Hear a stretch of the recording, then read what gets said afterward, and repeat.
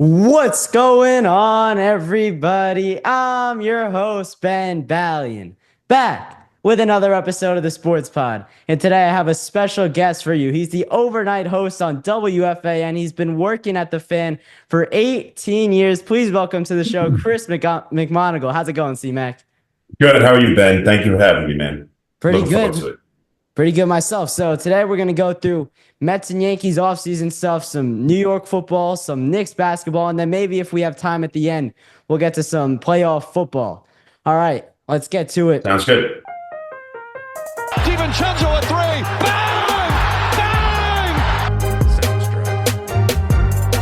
At the wall, he jumps. It's gone. He did it. He did it. Pete Alonso with the most memorable home run of his career. Let's start with the Mets. Yeah. And David Stearns. I mean, after he signed Juan Soto, it seems like I know he signed Sean Manaea, and I know he signed Jesse Winker, but he has been under fire for not spending enough money, and it's gotten to the point where Mets fans were booing him at Amazing Day. Yeah. I agree. I wish he would do more, and we'll talk about that. But let's just answer the booing thing.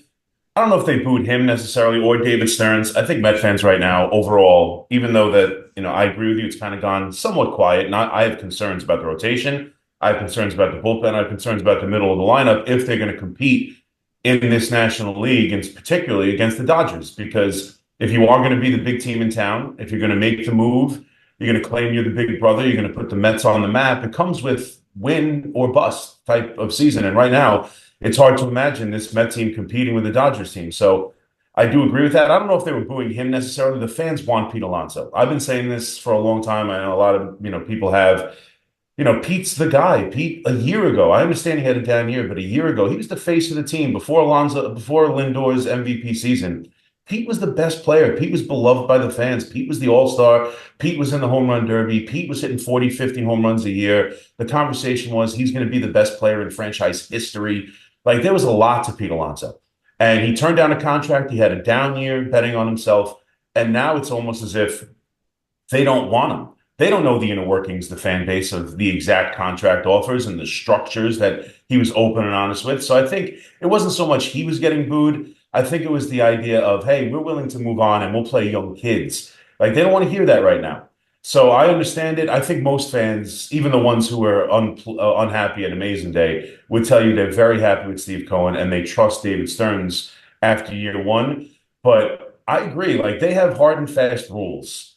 And I think what the issue is when you excite the fan base and you tell them you have the richest owner in baseball, you have a young, smart executive, and you went to the NLCS last year, and now you're better than the Yankees, you're the big brother in town. They don't want to hear, well, we have a value for Pete Alonso and this, but no further. And yes, our starting rotation is kind of in flux, but we don't pay 30-year-old starting pitchers because we don't think there's value there. We think that the injury history with those type of pitchers is a flawed system to buy into. And while on their own, you could say, that's smart. I kind of see that. And hey, listen, who else is negotiating with Pete? Hold firm. I get that. But ultimately, do you want the player or not? Do you want to win or not? Is this rotation good enough or not? And if the answer is not, to have these hard and fast rules where I will not do this is going to upset a portion of the fan base who thinks you should spend and make this team as good as it possibly can be. So I do think they're a little under fire. I do think the Met fan base understands how difficult this National League is. But ultimately, I think there is a very strong, from taking calls all morning long every day and interacting on social media, I do think there's a strong belief and a strong understanding that this is as good as it's been for the Mets in a long time. And last year was incredible, and that they trust this executive who built up the Milwaukee Brewers and who is now trying to throttle that line of, I have enough money to sign anyone I want, but I also have to keep this team flexible, and I want to build through the farm system and make smart decisions. And then when the Juan Sotos of the world or the Vladimir Guerreros of the world, or maybe even the Kyle Tuckers of the world hit free agency, that's when I'll pounce. That's when I'll make the big signing. But for guys even who are in my uniform, an age, 30-year-old on the wrong side of 30 with a lumbering kind of body and only hits home runs, that's not where I'm going to make sure I go out and get the player. So I think there is a little bit of a line of disconnect between some of the fans, but ultimately it's about winning. And right now they have a good team, but not a great team, and not one that can compete, I don't think, with the Dodgers, the Braves, the Phillies. Last year they were able to beat the Phillies, but it's a tough ask. It's a rotation in flux, and that's going to have to be solved one way or another. Yeah, and especially you talk about this NL. Everybody in the National League has improved this offseason. You talk about the Braves, they just added Jurickson Profar. The Dodgers just signed a whole slew of players. The Phillies added Jesus Luzardo to bolster their pitching rotation. But the problem with Pete and David Stearns has no emotional connection to Pete. David Stearns didn't draft Pete. He didn't trade Pete. He didn't sign Pete. So there's nothing. He doesn't have that connection I've been watching Pete since I was 9, 10 years old. I've been watching him since he broke the rookie home run record, win 2 home run derbies, win all these accolades, win rookie of the year. I have an emotional connection to him. David Stearns does not. David Stearns is all about the business. He's all about, we have to make the best moves for our team, plain and simple. And I'm not going to reach into Steve Cohen's two pockets too much because that goes against my values. I don't do that. I've made a really good career of myself versus the president of baseball operations for the Brewers and now for the Mets. We had a really good first year. We set the tone with Carlos Mendoza. But the fact of the reality is the Mets need another big bat, and you alluded to it. The middle of that lineup is not strong enough. I mean, you can't have Jeff McNeil and Brandon Nimmo and can't expect these guys to carry you back to the National League Championship Series, carry you to the World Series where the aspirations are this year. The Mets want to be a World Series contender this year, and right now they're not there. But I'm sorry to interrupt you. I agree with you. I think on the surface, you're going to be able to get guys like David Stearns, and you're going to get a portion of the fan base to go, well, last year I think they were 7th in Major League Baseball in runs scored, right? So they're 7th in baseball in runs scored. There was a stretch there, especially when they were beating up on the Yankees midseason, that they had more above average offensive bats than any other team in baseball. Like everybody, there was more 700 OPSs on the Mets than any other team in baseball, and the offense kind of was doing well. And you say to yourself, okay, well, we were 7th last year, and technically, I know Jose Iglesias, some different things, but technically, we made a swap Juan Soto for Pete Alonso. So, is the offense technically better than last year? I mean, if that's the move where you're swapping Pete Alonso for Juan Soto, of course, Juan Soto's the better offensive player by a wide margin. Does a bunch, gets on base at a higher clip, all that stuff. Hits as many home runs theoretically, not quite, but right there. So they're better. You could make the argument they're better offensively, but I don't disagree with you. It's not about making slight improvements. You don't go out and get Juan Soto and then feel like there's no one behind him to help protect him. It's the same thing the Yankees argument made. The only difference is they have him for 15 years where the Yankees had him for 1. But it was like, hey, you have Juan Soto. You went out and made the big move. You traded Michael King and you traded a bunch of prospects to bring in Juan Soto. You might only have him for 1 year. Go out and make this lineup as good as it can be. And I would venture to say for the Mets, I don't care how the deal is structured. And that's like the big story that came out of the amazing day with Steve Cohen talking about he doesn't like the way the deal is structured. I'm sorry. I'm not saying that's wrong. And maybe if as reported by Evan Roberts, and I see you have his book there, the Bible in the background. Evan's hearing that the word is that they want more money from the Mets if Pete opts out. So if Pete decides to opt out after year 1, he wants that 1-year salary to be larger than if he stayed, right? Does that sound unreasonable to me? Sure, it does. But it seems silly, and especially with his market collapsing. But do you want him or not?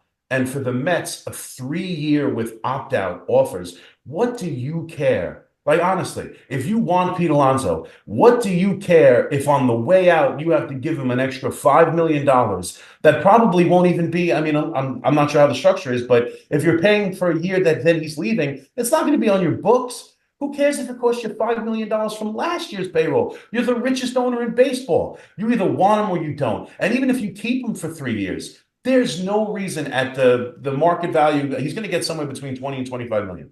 There's no reason that should keep you Vladimir Guerrero or any other player you want as there's no reason. It's a 3-year deal. For me, I don't care how poorly structured it is or how you don't want to bend the knee at all to Scott Boras or have him win in any way or set any kind of precedent, both with you and or Major League Baseball. If you want Pete, if you want the best lineup, and there's no argument, there's no one else out there. The best Met team has Pete Alonso hitting behind Soto or hitting behind Vientos or in the middle of that lineup, if you want him for 3 years, go get him.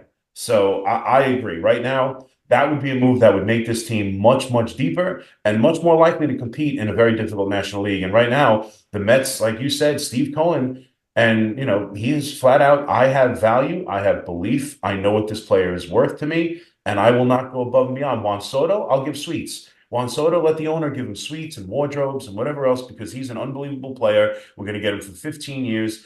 That's the owner's business, fine. But Pete Alonso is where I come into play. And I have a value for him. And I'm not going over $1 that I've deemed fair value, especially in a market that's collapsing. That might be smart. It might be the right way to go. It might be what a good executive does. But if you want to win and you want to be the World Series champion, this is why sometimes I get the Brian Cashman shill argument. Because I'll say, it's not easy to be the Yankees GM as much as people will tell you, because you know what? He's got to go out and pay Pete Alonso the extra money because the fan base demands it. Like right now, there's a love period, and Stearns is allowed to be the smart executive. You do this for long enough, you get the player or you don't. And so that's why, sometimes Brian Cashman gets into trouble because he's got to go out and get the player. And we'll see if the Mets handle Pete Alonso the same way. But right now, I don't expect it. I don't think they're going to get him either. I mean, yeah. It's at a point where it's like you want him or you don't. And it seems to me, like you mentioned it a couple of times, it seems to me what the reports are, what David Stearns has said, what Steve Cohen has said on Amazing Day, they don't want him. And that's a problem because you're going to sign him a 3-year, $70 million deal. Yeah. What does that mean? You can still go out next offseason and sign a Vladimir Guerrero Jr. You can have Vlad play first, Vientos play third, and Pete DHing. For 2 years. For 2 years. You make it work. You make it work. That's where Mendoza comes in, and Mendoza showed a lot of promise in year one. And the other thing I want to say about Mendoza is the Mets, the vibe that he brought to the locker room last year was so awesome. I mean, we saw with Buck Showalter, he was rigid, he was serious. It was no fun. But I mean, you see Mendoza, he brings in a guy like Iglesias. Mark Vientos is there. Francisco Lindor breaks out. Like, I know they talked about Francisco Lindor and Buck Showalter having a good relationship, but I mean, it's a 65, 7-year-old guy and a 30-year-old baseball player. They're not gonna get along and understand each other as much as Carlos Mendoza, who's a lot more into the game. He was a really good bench coach just across town with the Yankees. He's really brought a fun vibe, unseriousness. I mean, we saw the Jose Iglesias Candelita, the concert last year, Grimace. It was a lot of fun. But it can be a lot of fun when you're winning. But when you're doing this stuff and it's going the wrong way, that's where it's a problem. And Mendoza has to step in. And we'll see what this year. Like I said, I have concerns about the lineup. I have concerns about the rotation. And the rotations I really want to go to. What is your rotation going to be past maybe a Kodai Senga, maybe past the David Peterson? What is 4, 5, and maybe 6 going to look like? I know you signed Griffin Canning. You signed Montes, Clay Holmes. But there's concern there for me. I'm not confident that any of those players are going to have big years. I think Griffin Canning has a good chance to have a big year, but I'm not certain on it. Yeah, no, of course. There is no certainty in the rotation. There's literally zero. For me, there is zero certainty in the rotation. And I think that's a problem. I totally do. Like Kodai Senga is one hell of a pitcher if he can stay healthy. He missed all of last year. I mean, I don't know if he's an ace when he's healthy, but he's a pretty damn good pitcher, right? He's a number 2. He's a solid number 2. Other than that, you're banking on Minaya, who was borderline best pitcher in baseball second half. I get that, and his new crossfire, arm angle and everything that that worked so well for him last year. But the last 2 years prior to this, he was relegated to the bullpen. I mean, you're counting on him to be that same pitcher in the second half. David Peterson, who you know well and Met fans know well. That was the best stretch of baseball by a mile we have ever seen from David Peterson. Now, if he can continue on that, you have a hell of a pitcher. But I don't know. You got Montas, who could throw 95, 96, but he's had injury issues and really been ineffective since being traded from Oakland. And you're turning Clay Holmes into a starting pitcher. I mean, I love Clay Holmes. I got battered and beat constantly for defending Clay Holmes, but I don't know if he can transition into a starting pitcher. He doesn't really have the repertoire. He throws a slider and a sinker, and if the sinker ain't working, it ain't a good slider. So, like, I don't know. Like, to me, Griffin Canning, the Mets did an incredible job last year. We were saying the same things heading into last season, and they turned that rotation into one of the best in baseball in the second half. and they're relying on their pitching lab or whatever they want to call it to do the same thing again. And it's a difficult ask. Like last year's team was magical. Like you mentioned the manager and dealing with adversity. I mean, I think he's proved he can do that. They were 11 games under 500 and they had relief pitchers throwing the glove into the stands. Like they were able to put their foot in the ground and say, no more and work forward all the way to the NLCS. So like last year, forget all the fun stuff of Grimace and OMG and whatever else and playoff pumpkins or whatever. Like just the actual product on the field, there was something tangible about that team that was special. And to assume that you can have that same thing just because it happened last year and you have a lot of the same particulars, it's not a guarantee. Teams are different year to year. And so that's why I have trouble like having a lot of faith in this rotation because as you stated, there's a lot of question marks. And last year it worked. And Hefner is a good pitching coach and they do a lot of good work there. And I'm sure one of them might have a great season, but like it's a tough ask. And that's why if you're going to be hard and fast with your rule about not signing a free agent, like I think Met fans and Met ownership and Stearns probably looks at the Yankees and Max Fried and go 8 years for Max Fried, who had arm issues last year. I ain't doing something like that. And maybe that's smart. But do you want to win? Because this rotation is scary to me. And it's just hard to expect the same process to happen again as it did last year. And so that's why to me, like I just read, these are my wake up hours. I'm awake for about a half hour at the moment. But I don't know if it's true or not, but Ken Rosenthal is reporting that Michael King That's what I saw too. Yeah. may become available out of San Diego. Like Garrett Roche, I was screaming about that in the offseason. If you're not going to sign premier pitching free agents because almost all of them hit the market after 30, if that's something you're not going to do because you don't believe in it, well, then you have to acquire ace level talent at younger ages that's why they're willing to go give Yamamoto, $300 million because he's 26. So when guys like Garrett Crochet or guys like Michael King or, younger available starting pitchers become available, that's where you use your chips in your farm system to go get the young controllable starting pitcher because you don't want to pay for those type of players. You'll pay for bats, but you won't pay for starting pitching. So heading into this year, I am concerned about the Mets rotation. And then to get on the Stephen Cohen thing, I know I ramble on. You got to understand, I cover 5 hours a night, so I'm not used to actually talking to anybody. So I've developed the skill of just never shutting up. But, even in the bullpen, like Minter is a very good pitcher. Why he's taking shots at the Yankees, I have no idea. And Yankee fans, I have no idea. But he's a very good pitcher, but he's not Tanner Scott. You know what I'm saying? Like, and the owner doesn't believe, and he might be right. 18 million for a reliever, it seems like a ridiculous ask. But you just let him go to the Dodgers, and you got the lesser pitcher. You're the richest owner in baseball, and you made a decision. I'll get the bargain for 11 million and get almost as good. I won't go 18 because that's just something I don't do. But that's David Stearns. That's not Steve Cohen, the richest owner in the sport. That's David Stearns. But his Milwaukee roots. Right, but that's what I'm saying. But if you're Stearns and you have the richest owner in baseball, and it's about winning now, sometimes you got to get off this bargain thing just every once in a while. Now, they obviously did it with Soto, and we'll see. And we'll see how the team performs and what they're able to do at the trade deadline, if they're underachieving or on the precipice of a championship, but not quite there. We'll see how they react. But as of right now, I agree. They're heading into this as we're pretty good. We added Juan Soto. Our offense should be better. Our pitching development staff is as good as anyone in baseball, and we feel confident we'll be able to turn this thing into last year. And we'll see. But I have major concerns. Yeah, I'm going to stick with the topic of the starting rotation here. All throughout David Stearns' career in Milwaukee, it was patchwork. It was patchwork. His guy, Corbin Burns, their ace of that staff, he came up through their minor league system. He came up off the farm. I think it's going to be a similar thing. The Mets have Brandon Sproat on the farm. Pretty much, I think the reports are he's going to be ready to come up at some point this season. You have that guy. Maybe that guy turns into your ace. But David Stearns in his Mets career or in any career he has as a GM, he will never sign the big pitcher. He will never sign the starter. That's just against his morals, and it might work.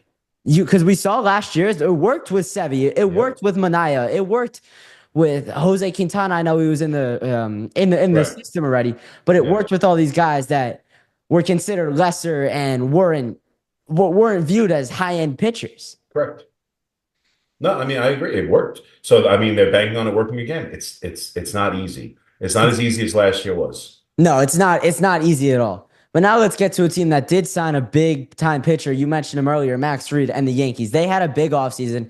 After losing out on Juan Soto, Brian Cashman had what I think arguably a better offseason, signing Paul Goldschmidt, trading for Cody Bellinger, signing Max Fried, just swooping in, getting all Trading for Devin Williams. trading for Devin Williams. They finally have a closer that you see can be consistent and was consistent all throughout his Milwaukee career. Another David Stearns guy, by the way. Mm-hmm. Now with all these guys, you surround Judge with a bunch of former NL guys, a bunch of former MVPs, and Paul Goldschmidt. The goal this year, you have to get past the Dodgers. If you don't get past the Dodgers and you don't win a World Series, it's a failed season, in my opinion. Yeah. I get you lost out on Juan Soto, but you recouped with a lot of players. You recouped by signing guys and trading guys. It's a World Series or bust year, and it seems like it's that for every year for the Yankees, but this year especially. Yeah, I mean, look, in the American League, and we'll see. The Astros just traded Presley, and it sounds like that might make way for Bregman to head back to Houston. We'll see. But in this American League, they are, in my opinion, the clear-cut best team, not just favorite. So, without a doubt. Without a doubt, they're the best team in the American League. They were last year, and they are this year. Even with losing Juan Soto and all the moves you made. I don't know if I don't know if I'd be as happy as you with Brian Cashman's offseason. I like a lot of the moves. They're not better than they were last year with Juan Soto. I totally disagree with that. I understand they've added Max Fried. I understand they've added a closer. I just still have a hard time. This offense is why, like, they pitched fine. You want to talk about the NLCS and how many runs the Mets gave up compared to how many runs now I know Ohtani got hurt, but the amount of offense that the Dodgers were limited to in the World Series, like, their pitching has been pretty good. I don't know. To me, Plan B always sucked. I was never a fan. I wanted Juan Soto, but having said that, now that they're here, to me, they have one gaping hole, and this is typical Yankees. We're all Yankee fans are very familiar with this, where they'll make the big splash, and I think Yankee fans get too on Hal Steinbrenner because he does make big moves. Not every one of them, obviously. I wish Harper were here. I wish Machado were here. But, they traded for an MVP in Stanton, whether it works the way you want it to or not, and how great he's been in the playoffs. But, I mean, that's a big move. They bring back Judge. They sign Cole. Like, whenever they determine they need a stud at a particular place, they go out and spend the money. They're one move short.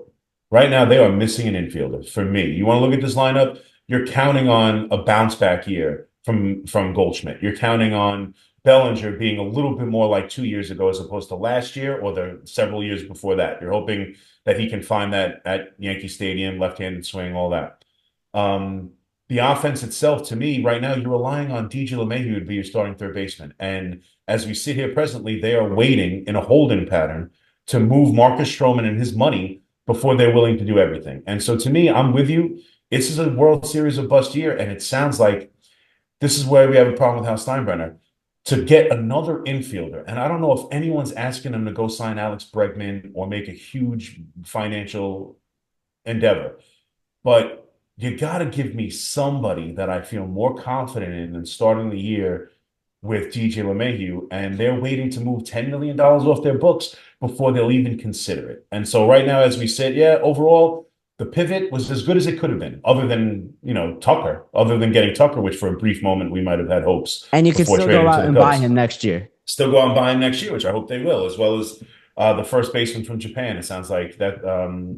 Murakami. It sounds like he's going to be in the Yankees' plans for first base next year. That's why they went, first base 1 year with Paul Goldschmidt. So I think they're good. I think they're the best team in the American League. I think their pitching staff, and now the back end of that bullpen is by far the best pitching staff. This, maybe the rotation of Seattle, but other than that, top to bottom, they're as good at pitching as any league, any team in baseball. And I think the offense has a chance to be top 2 or 3 in the American League, maybe even better than that. So right now, I think there are high aspirations for the New York Yankees, but yet again, there's that feeling heading into the season that, you lost Juan Soto. You made a bunch of good moves. Yes, you're the best team in the American League. But like you said, they're competing with the Dodgers in the World Series. And they're one move, they're just that one move short of really having that A-plus offseason that would make us all feel a hell of a lot more comfortable.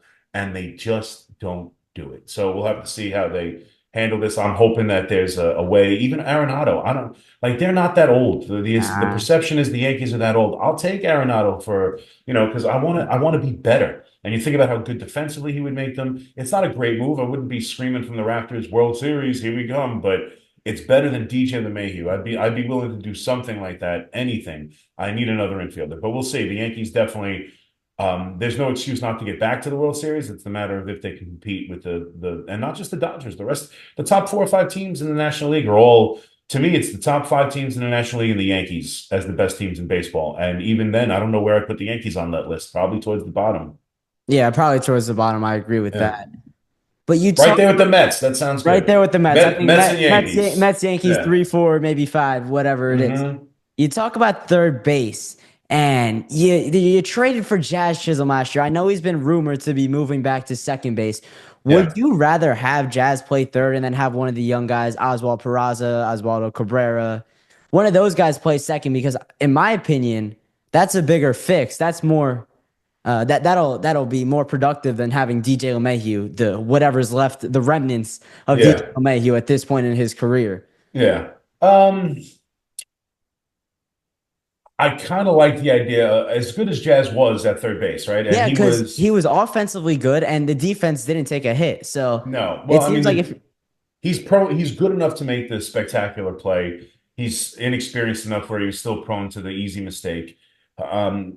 Here's the thing with the Yankees, though. I have to admit, like, I'm a little tired of playing guys out of position, right? It's happened a lot with the Yankees. I think Jazz Chisholm is a better second baseman. I'd rather see a guy we're going to rely on and need to be a part of this team. And I'd rather just have the more secure defensive infield. I still think, like, I don't know if any of the kids you're talking about, I mean, Peraza, maybe.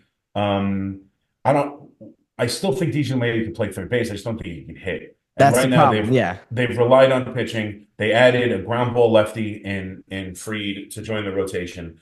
I'd rather be if I like I don't know what the offense difference is right now between one of the young kids, and I'm open to give young kids a chance, but the rookie, the third runner rookie, second runner up rookie of the year is our catcher. The shortstop is a young kid. The center fielder most likely or left fielder, wherever they put Dominguez, is going to be a young kid. Like it's not like they're completely void of the youth movement here. And I think I'd rather going into the year just be more shored up defensively. And I think even DJ LeMahieu or Cabrera at third base makes them a better whole team. I put Jazz back in a position he's more comfortable with, that he's played more of. That to me jumps out. But that can change within a month of DJ LeMahieu being a zero offensively. Like I do think there's some flexibility, but I think after they traded the young prospect, who's now going to escape my mind, in the Williams trade, he was going to be the second. He was going to be the starting second baseman. Other than that, I don't see a clear cut. Oh, he's got to play. They've shown really no interest or faith in Peraza at all. So I think if I were to lean right now, I think I'd rather just put Jazz back in a position he's more comfortable with, play Cabrera or DJ LeMahieu at third, and be as good a defensive team as I can be, and we'll see what the offense takes us. Because I don't think it's a major upgrade offensively if they keep him at third and play a young kid. So I would probably lean towards. I know it'll make me better defensively, so I'll take that.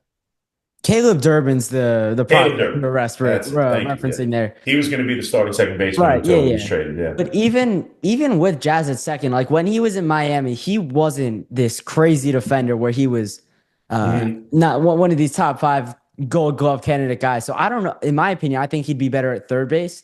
I hear you. I mean, listen, he played well enough where if that's what they decide to do, I'm not going to scream about it. Yeah, I think he's more comfortable at second base. Whether he was right, it's not like he's a Gold Glove third baseman. I mean, he's not going to be a Gold Glover. It doesn't hurt them.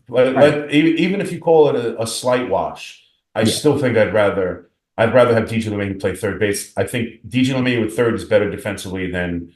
Other than Peraza, I guess you could bring up Peraza and play second base, but we haven't seen Peraza do anything. That's the thing. No, like he's been called up a couple times. He was forced into the ALCS a couple years back, and he didn't do anything. And they're paying DJ LeMahieu $15 million. We can, you might as well get as much use out of him as you can. And the other thing is, and I know, believe me, I have no interest in it. I just told you I want them to get another third baseman. If DJ LeMahieu goes back to being DJ LeMahieu, it gives you a leadoff hitter and it changes the team. Like if in the pie in the sky, what ifs, looking at the team currently, what if DJ LeMahieu gets back to DJ LeMahieu could be the biggest positive that the team has. Forget Goldschmidt back to MVP because he's got a level where I feel confident he'll give you. Like Right. DJ's a zero. If DJ goes back to being a 360 on base, 800 OPS, two-hit a night machine, that completely gives them the leadoff hitter that they're desperately in need of. So at least to start the year in going in where I don't have a better option and I feel like I'm the best team in the American League, even with him, I'll take my chances. Let's give him a month and let's see if we get regular DJ LeMahieu because that's a huge upside as opposed to what Peraza's upside is not nearly what DJ LeMahieu's upside could be. Now, I have no faith in that happening at all, but I'd still rather at least take that chance for a month and then pivot from there. Yeah, I mean, you talk about DJ LeMahieu. I get he was dealing with the back injury last year, but and the toe injury, and this injury and that injury. It's been since one after another. What was it? The 2019 season where he was the machine. Yeah, 2019 and 2020, the first 2 years of the Yankees. 2020 was the third voting in the MVP. MVP, right? And that's short 60-game season to be fair, but he was a monster. And the one thing they need more than even an infield, like right now, they don't have a leadoff hitter. The Yankees do not have a leader. They don't have. Volpe's not good enough. As much as I love Anthony Volpe being a Jersey guy myself, he's not good enough to be a leadoff hitter. Not right now. Maybe I don't know. I thought he played really great in the playoffs. I thought he had a great playoff. Absolutely, We'll see if he can become that. But and I'm not even talking prototypical leadoff hitter where great speed. No, I just need someone to get on base. And right now, I don't see a guy that I feel really confident gets on base at a 350, 360 clip in front of the better hitters in this lineup. So if that becomes DJ LeMahieu, that would be as good a happening that the Yankees could have entering spring training. Yeah, if the Yankees got the 2019-2020 version of DJ LeMahieu, I think they move. Then we're talking World Series. Then we're talking World Series. Then we're talking taking on the Dodgers. Yeah, they move up from that bottom of that top five. They move up probably 2 or 3. Yeah, then we're talking about taking on the Dodgers and the worst bunch of winners I've ever seen in my life. Unbelievable. Forget what they do in the offseason. They're sitting around drinking tequila, kicking their opponent when they're down. Who does that? Kind of jerks. Ridiculous. Jerks. Yeah, we're talking about two teams that have World Series aspirations, championship aspirations in this league. Let's get to two teams. One might have a bright future, but the other one is definitely. I don't know how they're going to come back. But let's start with the football teams. Let's start with the Jets. Aaron Glenn just introduced today. I loved what his press conference, I love what he said. I was reading through a little bit of it earlier. Yeah. He seems like he's going to be the guy for the Jets. The swagger that he's brought in already. We're the Jets. We do this. I love that. I love that as out of a coach. I think he's going to be one of these guys. He's a player's coach. We see it with Aaron Boone in the Yankees. He's a player's manager. Yeah. I think we're going to see some of those guys from the 90s, from the 2000s. I think we're going to see those guys pop up. But the thing I really want to talk about with Aaron Glenn, how good it's going to be for Sauce Gardner to have a guy that was drafted first round. He was an all-pro corner for the same franchises you're playing for to help him out after a down season. I think that's going to be absolutely huge for Gardner's career. I think that's a good point. I think it can't hurt his career. He's only got one way to go, and I think he's talented enough where I think the losing weighs on people, and it's unfortunate because you're a professional athlete. I understand that you're also human, and there's just something about a team falling apart the year before and then not playing as well this year. And I hope he has a bounce back year, and I think that makes a lot of sense that Glenn could be a positive force for him in particular, being able to relate to him and someone who's been through all the same things and knows what it's like to win here as well. But I got to tell you, I stopped caring about press conferences after Joe Judge with the New York Giants. Joe Judge gave you, I was ready to run through a wall after listening to Joe Judge as the Giants head coach. It could not have been worse. He could not have been more of a disaster. So I'm not saying Glenn is going to be Judge. I don't think he will be. But I read the clips too. I told you I'm just waking up, so I hadn't seen the entire press conference yet. Before I'm on tonight at 2 a.m., I'll be obviously more prepared to speak on everything he said. But yeah, look, I saw the put your seatbelts on. You know what it reminded me of? All gas, no brake. It's just. Do we really need a second car analogy? After Robert Saleh, I would have gone with something else as opposed to put your seatbelts on, because it sounds exactly like all gas, no brakes. And that was not the case. So we'll see. I had my reservations about hiring Glenn as a rookie defensive minded head coach. I would have went elsewhere, but I think he's going to be a great motivator. I think he comes in and he cleans up a lot of the nonsense and he holds players accountable, which seems to be his first and foremost strength here, as we've seen with Detroit. And I have no doubt he's going to hold people accountable here. But ultimately, it's just a matter. Like I'm most concerned about Aaron Rodgers because I think this team needs to win right now. I think this team needs to win right now. I don't like they need to get the stink of this playoff drought off of them. They need to get the stink of the last couple of years off of them. I do think this roster is talented enough with a decent quarterback who, again, he's not Aaron Rodgers. He threw 28 touchdown passes and 11 picks. Find another guy. Oh, and then go find him and pay him with the $40+ million dead cap that comes with moving on from Aaron Rodgers. Like somehow they have to make this marriage work for one more year. Give this team a chance to win 9, 10 games. Get the coach so people like me can say it doesn't remind them of all gas, no break, and get away from the stories of the owner letting his sons run the team and making decisions based on Madden ratings and all that stuff that honestly nobody cares about if it comes out about Kansas City Chiefs. Nobody cares if it comes out about the Buffalo Bills, the Green Bay Packers, a winning franchise. No one cares about this stuff. The quarterback went to Egypt and missed the practice. No one cares. Like, unless they care because they lose. So to me, Aaron Glenn has a job, and that is to win year one. I believe he said that. They expect to win right away.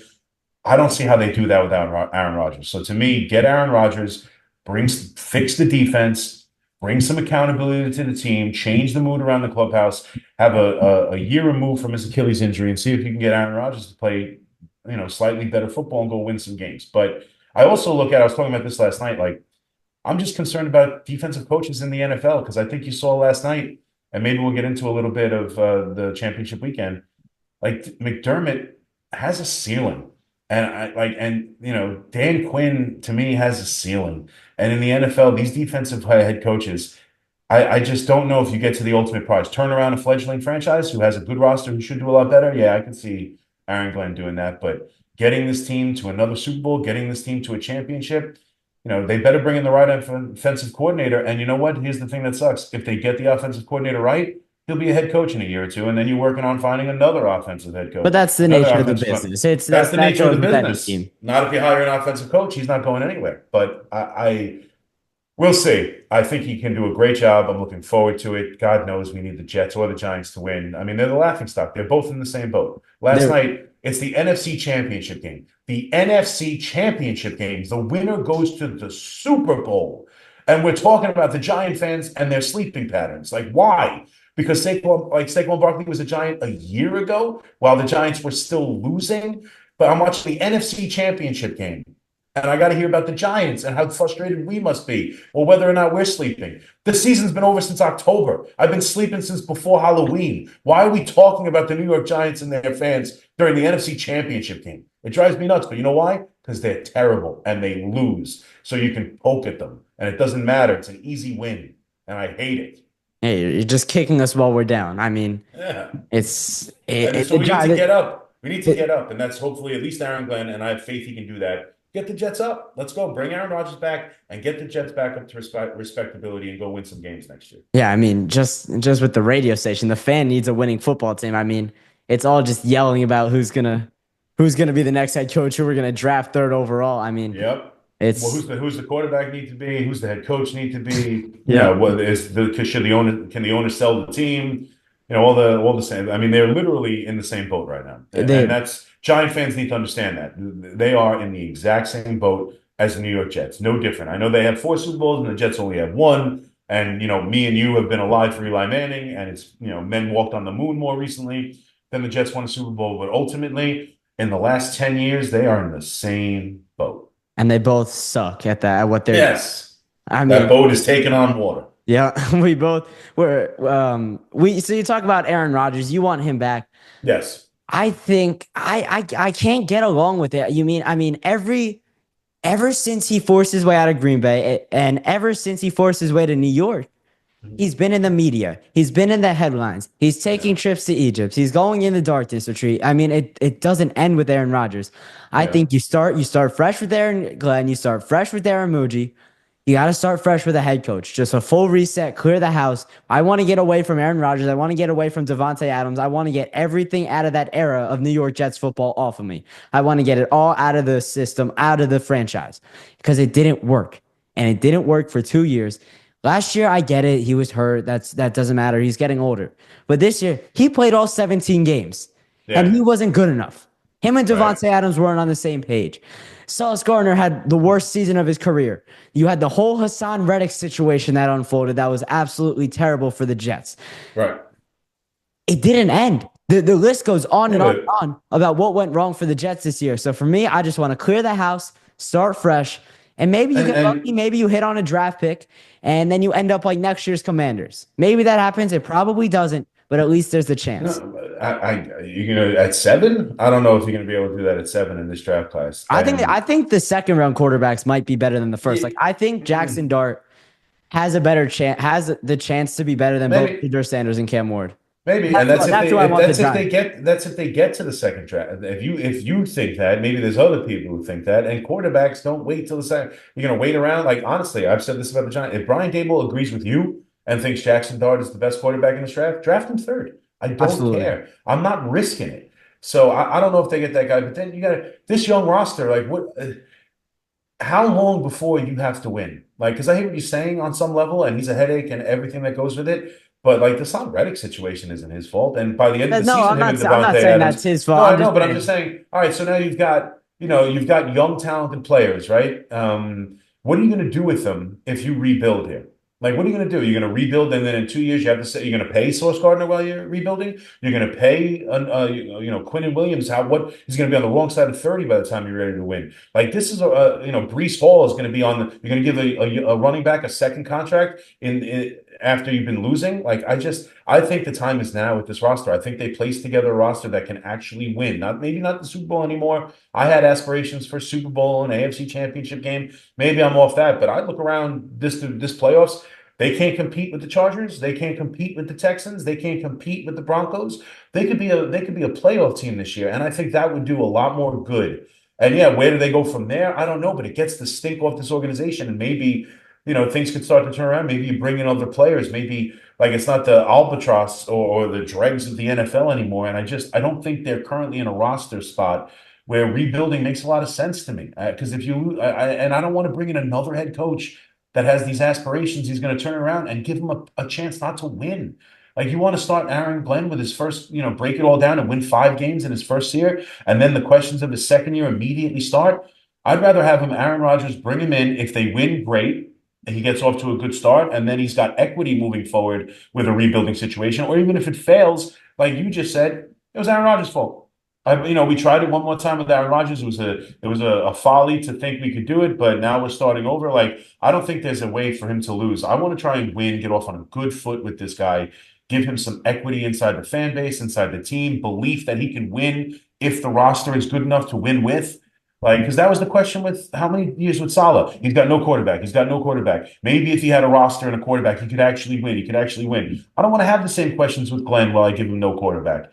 Like, give him Aaron Rodgers. Let's see if they can win. Even if you have to pivot from there, at least now I know I have a coach who can win with a roster if it's good enough. So I hate the idea. It's just too many years of losing, man. It would be different if they made the playoffs a couple of years ago or if they were in a different spot. I think they've got a bunch of talented people. By the time you're ready to rebuild, now you're letting all your talented guys go. By the time you're ready to win after rebuilding, you're letting a lot of these guys go because you're not going to sign them necessarily. And I want to end the losing, and I want to give this coach an opportunity to say I'm a winner, because the Jets haven't had that in a long time.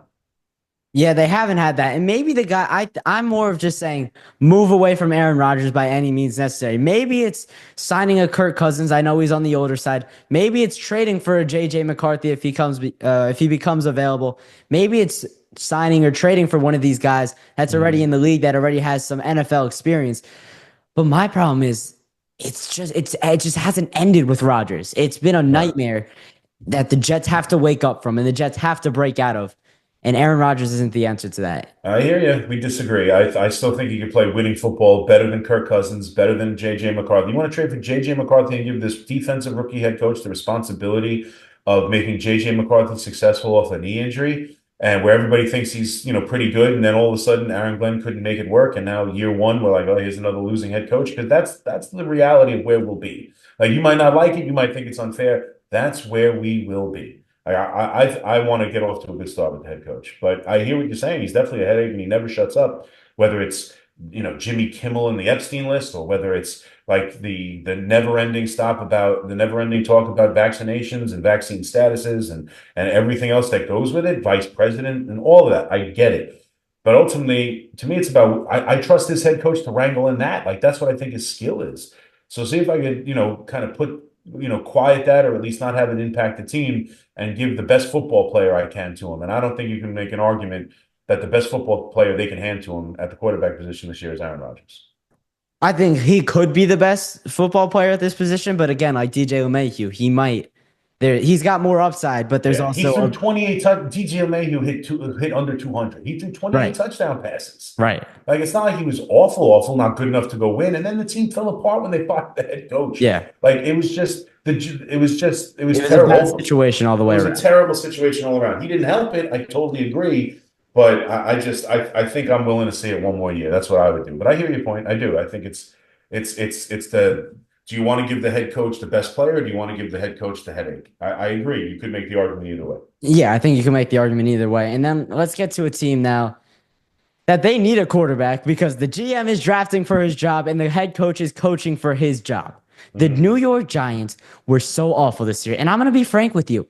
Watching that NFC Championship game sucked. Knowing that you could have gave Saquon Barkley the extra couple million he deserved, and you could have lost a couple games last year and drafted Jaden Daniels. There could have been so much upside with this Giants team this year, but it was thrown away. It was thrown to the wayside because Tommy Cutlets wanted to go out there and win, 2 or 3 games last year? Yeah. And you wanted to give Daniel Jones $140 million? Well, yeah. Yeah, look, I agree with you. To me, you can go with the Saquon Barkley stuff. It's tiresome to me, because I don't think they would have been promised last year with just him. But yeah, Jaden Daniels, sure. Like, to me, with Saquon Barkley, you can make a case you should have never drafted him. You should have picked him over Daniel Jones. And then 2 years ago, last year, not this previous year, but the year before, you should have traded him at the trade deadline. Those three, to me, are far more egregious than looking at the roster in this offseason and saying, it doesn't make sense to pay Saquon Barkley. I still believe that. I think they made the right move in not giving him the contract. I do. I don't think they would have won. They had 6 years with him, and they didn't win. And you look at his numbers the last year with the Giants, they're almost identical to Tracy this year with the Giants. I'm not saying they're the same player. We know how great Saquon is. It wasn't working with the Giants. They should have never drafted him. They should have either given him a contract over Daniel Jones, or they should have traded him at last year's deadline, acquire something, hopefully fade and lose, and then draft Jaden Daniels. Like, to me, letting him go, even if it was to Philadelphia, I don't think you should sign players just to keep them away from your enemy. You should look at what's best for your team. And to me, I look at that game, and I'm not like, I don't even consider the Eagles like they're the enemy and I hate them. Are we competing with them? Because I don't even view it that way. Like, they were in the Super Bowl 2 years ago with Miles Sanders as their running back. Now, this team's different, and he's the heart of the team and so important to what they do. And he's a great player, and he's breaking off these long runs. And you can make the case he's the reason they're back in the Super Bowl.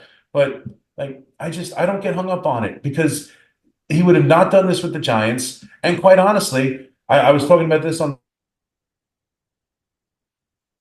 the show. Like, I don't know why fans, maybe I'm naive, or maybe my heart has been hardened by how much they lose. But like, I look at his tenure with the Giants, not only did they lose, seasons were dead by October. I stopped caring about the Giants in November. So I don't really have this. He never won an MVP or anything crazy. He never, like, what's his signature moment as a Giant? Like, where do you look? Like, I don't know why there's this deep-seated connection to Saquon Barkley. He was here for 6 years. 5 out of the 6, the seasons were dead by November. And I stopped caring about the team after week 6 or 7. And I was on to who they should draft next, and I didn't care. So, like, I don't know why. Like, Eli Manning won Super Bowls. Even Brandon Jacobs, Tiki Barber, those are guys who I have deep-seated connections to.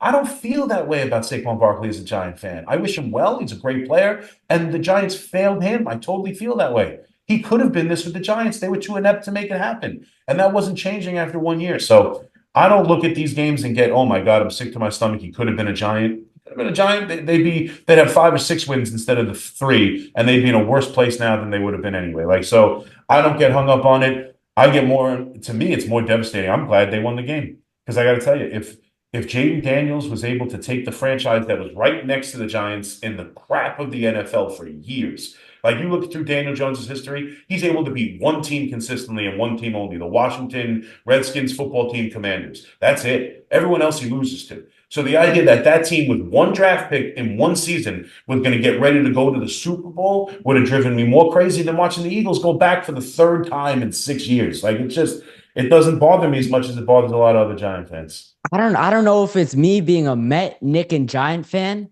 Yeah. But I just can't get behind any Philly team. I don't care who's I hear you. I don't care who's playing on the other side, who they drafted, who they stole from my team. If a Philly team is on the other side of it, I want the other team to win. That's plain and simple. I understand that thought process. I certainly wasn't behind them necessarily. And of course, I hope Kansas City wins 100-0. But in that moment, if Jaden Daniels proves in back-to-back weeks he's capable of going on the road and beating the 1 seed. Well, he did do it in back-to-back weeks. Seed. No, I know, but well, I mean, yeah, I don't know about the first game against Tampa. I mean, it was a good win. Don't get me wrong, but like if he was ready to go and beat, I mean, he beat Baker Mayfield and Todd Bowles. Like I'm not saying they're not good or maybe even better than Washington. I'm not going to go crazy about that win, but to go into Detroit and then go into Philadelphia and win games you're not supposed to win, I can live with Saquon Barkley, the running back, at 28 years old on his birthday on Super Bowl Sunday. I can live with him being in the division. I can. As much as that might bother, I can live with that. I can't live with Patrick Mahomes 2.0 being in the division. Like I can't. And if he would be rookie year, ready to go on the road and win both of those games and win games he shouldn't win and take a team that's nowhere near belonging, as you saw in the game, and figure out a way to win those games, that's what I would fear we'd have. We'd have Patrick Mahomes 2.0 winning games he shouldn't freaking win rookie season with inside the Giants division. So to me, I'm not happy Philadelphia won. I got to tell you, though, I am happy Washington showed they didn't belong. Yeah, I get the part where they show that they don't belong because, I mean, it's Jaden Daniels' rookie year, first year, Dan Quinn. I think they're in a really good spot as an organization, though. I mean, it's becoming a more desirable location for free agents as if they continue to show that they belong in the coming years and they improve next year. Like there are guys out there, they obviously need receiver help. They need one of these guys. A T. Higgins is out there. Yeah. Chris Godwin's a free agent. Amari Cooper, Stephon Diggs. There are so many wide receivers that are free agents this offseason that can put Washington over the edge and maybe show that they do belong. Maybe not get them to the Super Bowl because they need a lot of help all over the ball. But their receiving core was Terry McLaurin's a nice receiver, but he's not good enough to be a top guy. No, I agree. That would make them a lot more dangerous. But the Giants could use the Giants draft a quarterback and go sign T. Higgins. Yeah, my ideal plan for the draft is you take Travis Hunter in the first round, and then in the second round, maybe you have to trade up late in the first round. You take Jackson Dart wherever he may fall. I think it's going to become more clear as we get closer to draft day. And then you go sign a free agent wide receiver. Maybe it is a T. Higgins. Maybe it is a Chris Godwin. Any of those guys that I just listed. But then you have a young quarterback, a couple young wide receivers in Wan'Dale Robinson, Malik Neighbors, and Travis Hunter, and then the veteran to herd the sheep and lead this wide receiver core. I think that could be the start of something. Obviously, they have their running back in Tyrone Tracy for the next couple of years, and they have to. And the defense, the front seven should be good with Brian Burns, Kayvon Thibodeau, Dexter Lawrence. It's going to be about the secondary. Can they sign a free agent that's also a veteran? I think I heard rumors that Jair Alexander is going to get cut by the Packers. Maybe he's a guy you want to bring in. I don't know how it's going to work with the cap space. But I don't think the Giants have that have too many big contracts on the books, especially getting out of the Denver. No, they're going to have some cap space. To me, look, if Brian Dable, who they retained, could have easily fired him. Absolutely. I think they did the right move, but I wouldn't have complained if they fired him, but they kept him. If he loves Shedeur Sanders, I want Shedeur Sanders. Plain and simple. He's the coach. If he believes in him, go get him. And if that's available to them at 3, or if they have to trade up to 1, I don't care. I want the quarterback Brian Dable wants. So I would do that, get him in here, bring in a veteran quarterback to start at least half the year, get a wide receiver, because I think they're not as bad as people think. I think you've got a left tackle, and I think Illuminor at right tackle, and you still got Runyon. I think the offensive line played better this year. I think you can get better. You bring in another wide receiver. You got Tracy, and you got Neighbors there. You got a number one. You bring in another wide receiver. You got an offensive line, hopefully on the mend, and a young running back. That's as good an offensive spot as you can put a rookie quarterback in. Yeah. And we'll see about the defense. I feel the Giants are a lot closer than people might think, as bad as it's been. And if you're going to keep Brian Dable, then give him the quarterback he wants and let him see if he can develop him. And if it doesn't work, it doesn't work. The idea that oh, the quarterback, you guessed that wrong. It's 5 years of hell for your franchise. Well, what was busting with Evan Neal? Like, you pick anyone at 3 and it's wrong. It sets your franchise back. And I think the Steelers showed, hey, let's move on from Pickett. Wasn't working. We'll move on from Kenny Pickett. It's not like the end of the world. But to me, the big thing is they hit with Saquon Barkley. It didn't help. They hit with Andrew Thomas. It didn't even help the offensive line, let alone winning. They hit with Dexter Lawrence. He's all alone. Like, they've hit with other positions, and it doesn't impact winning. Because If they you never have a hit, quarterback. if you hit, There's an yeah, if you, inability to yeah, sign, to draft, to trade for the quarterback, and yeah, quarterback win you championships in the NFL. We saw with yeah. the Kansas City Chiefs. Alex Smith was a good quarterback and all. He would take them to the playoffs. They would always be competitive. But once you brought a game changer like Patrick Mahomes in the mix, it's Super Bowl after Super Bowl. It's Yeah. the quarterback has the ability to change games, to change seasons, to change the direction of franchises, and the Giants haven't been able to do it. We thought we had something with Daniel Jones, and you had to pay him after what he did going on the road and winning a road playoff game. But 140 was too much, and it didn't work out. And that's it. All right, let's get to some basketball now. Let's talk a little hoops for a little bit. The New York Knicks, they're at a weird spot. They traded for Mikal Bridges this offseason. They traded for Karl Anthony Towns, but it hasn't really elevated their play all that much. I get they're seeded third in the East, but Mikal hasn't been everything we thought of. Cat certainly has. He's an all-star starter, one of 2 all-star starters for the Knicks. Yeah. First time in 50 years that's happened. Awesome. But how much of this plays into Tibbs' minutes? Because these guys are getting 35 to 40 minutes a run night in and night out. Yeah, I mean, that's the concern. I don't know, when you say elevate, I do think the offense is much more dynamic. And I do think that Karl Anthony Towns has now become, to me, even more than Brunson, the most important Nick to this particular team and how they play and what they need to do to score. And I do think they're elevated. Now, the defense certainly is not what it was. I think OG Anunoby is exhausted. You talk about the Yeah. minutes. I don't think OG Anunoby, and it's not just because of the minutes per game necessarily. I mean, he's had an injury history. He hasn't played this many games consecutive, certainly not in a Knick uniform. And I'd have to go back to his days in Toronto to tell you the last time he's played this many games in a row. He looks exhausted. It's hurt the perimeter defense. They've been banged up a little bit, missing some time. He's got a cat has the thumb injury and that. But I do think that this team is more suited to win than they were even last year, even though for stretches they played better. I do think offensively they can be a force you can't contend with. And I do think as the playoffs or the pressure mounts up, I do think they have a little bit more defensively in them. And then that's a question on how you attack the deadline, because obviously they have what's his name coming back from injury, hopefully in the Mitch. next Mitch Robinson, hopefully coming back in the next week or so. But to me, the question is, and I think a lot of people are asking this, do you double down on offense and see if you can make a move and get more depth and more scorers and just say, hey, we're an offensive team? Or do you want to keep Mitch and hope he can stay healthy and give you another rim protector and make your defense better?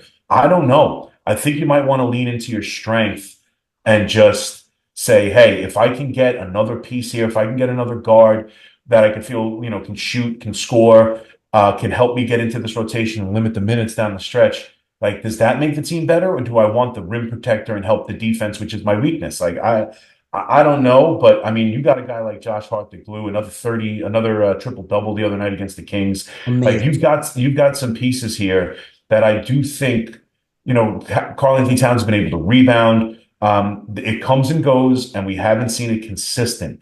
But in the playoffs, I think they offensively can become very difficult to stop. And I do think defensively there is another level for them to turn it on. But yeah, I mean, it's load management a little bit. It's getting them ready for that point. I think OG needs the All-Star break in particular, Absolutely. desperately. Yeah. And so we'll see what they can do. But I do have high hopes for this team.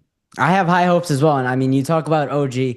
On the offensive end, on the defensive end, he's been good. We know what we're going to get from OG pretty much 99 out. Yeah. But after the 143 point a win over the Kings where they scored 143 points and OG Anunoby scored 30 points, he talked about how he hasn't been getting enough touches when he wasn't getting the shots he needs.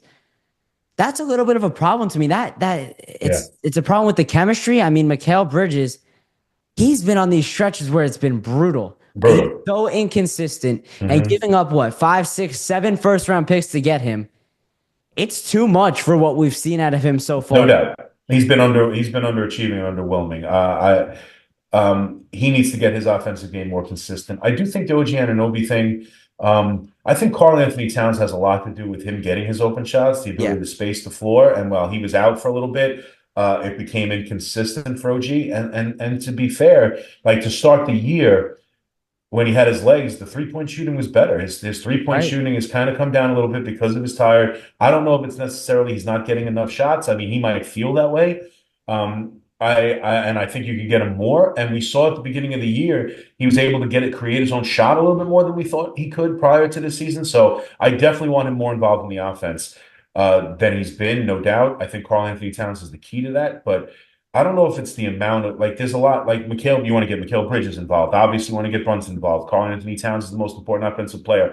Like, we never went into the season saying, oh, we better get OG his shots.